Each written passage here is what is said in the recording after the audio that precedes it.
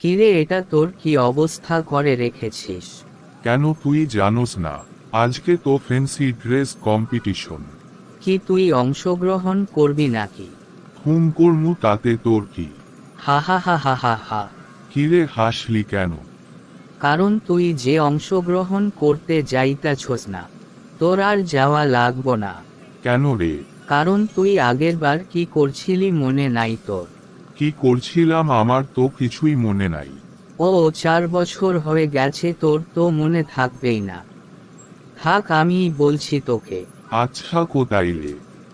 4 বছর আগে তুই অংশগ্রহণ করছিলি, তখন তুই কি জানি একটা ড্রেস পরে আসছিলি। তুই সেই ড্রেস পরে অভিনয় করছিলি। তারপর তুই অভিনয় ছেড়ে কোথায় জানি গিয়েছিলি।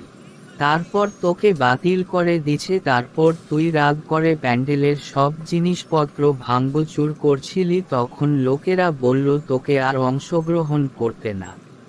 এতে আমার কি দোষ ছিল? আমার তো একটা কাজ ছিল, তাই আমি অভিনয় ছেড়ে ওখানে গিয়েছিলাম। তোর কি কাজ থাকে এটা আমি ভালো মতোই জানি।